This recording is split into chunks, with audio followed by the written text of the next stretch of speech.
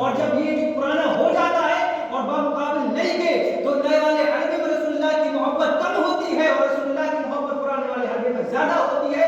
یہی وجہ ہے کہ میں زیادہ محبت کی بنا پر رسول اللہ کا جو اس میں محبت زیادہ منتقل ہو گئی ہے تو اس لیے زیادہ دام میں بیچتا ہوں, اور جو نیا بنایا ہے اس میں رسول اللہ کی محبت کم ہے اس لیے کم دام میں بیچتا ہوں. تو یہ طریقہ اللہ والوں کا ہوتا ہے. ہمارے جو شکایت ہوتی ہے بھائی ہم کاروبار میں مگن ہیں, کاروبار دیکھ رہے ہیں ٹائم نہیں ملتا ہے عبادت کرنے کا. بھائی صحیح بات ٹھیک ہے, کاروبار کرو, شریعت نے منع نہیں کیا ہے, شریعت نے اس کی اجازت یہ نہیں کی ہے کہ بھائی کاروبار قید پڑ گیا مدینے میں اور جو بڑے بڑے اس ٹائم کے تجارتی تھے, بڑے بڑے جو کاروباری تھے تو وہ اپنا اپنا مال لے کے آ کر کے تھے ملک شام سے, اور انہوں نے سوچا کہ مدینے میں قید پڑا اپنا دگنا مال بیچیں گے, دام میں زیادہ کمائی ہوگی. قافلہ لے کر کے آئے, اپنے اپنے سامان جو ہے کھانے پینے کے لے کر کے آئے, مدینے میں آ کر کے دگنے دام میں بیچ رہے. بھائی وہاں پر پہلے ہی قید پڑا ہوا ہے, لوگ پہلے ہی غریب ہیں, کہاں سے اتنی مالی ادا کریں گے, قیمت ادا کریں گے. اللہ اکبر. حضرت عثمان غنی نے سارے جو تجارت جیسے منڈی ہوتے ہیں نا, منڈی میں سب سے بڑا ایک آدمی جاتا ہے منڈی خریدتا جا کر کے وہاں پر, ایسا ہی حضرت عثمان غنی کیا کرتے تھے اپنی زندگی میں. وہ اتنے بڑے سب سے بڑے تاجر تھے حضرت عثمان غنی, جا کر کے سارے پورے کے پورے قافلے خرید لیا کرتے تھے.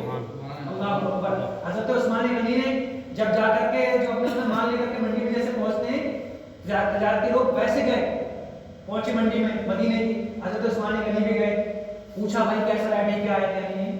اس نے کہا کہ ٹھیک ہے 10 سارا پوری منڈی خرید لی, سمجھ لیجیے انہوں نے سارے جو ہے منڈی خرید لی.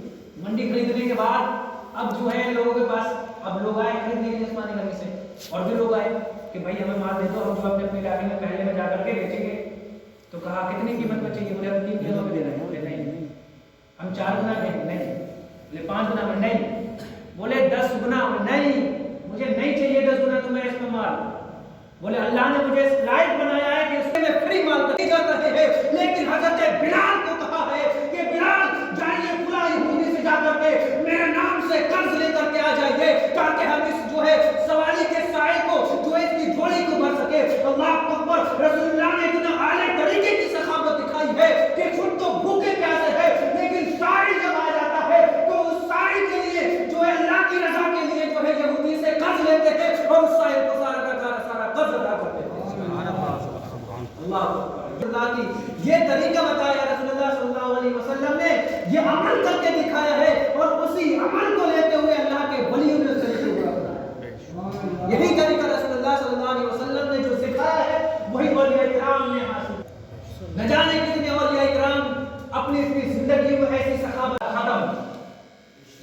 اللہ کے رسول نے فرمایا میں ہی آخری نبی ہوں, میرے بعد کوئی نبی نہیں آئے گا. ہاں اس امت میں اللہ ہر سال ہر 100 سال یعنی ایک صدی کے آخر میں ایک ایسا بندے کو پیدا کرے گا کہ اللہ جس کے ہاتھ پر دین کو جو تجدید عطا فرمائے.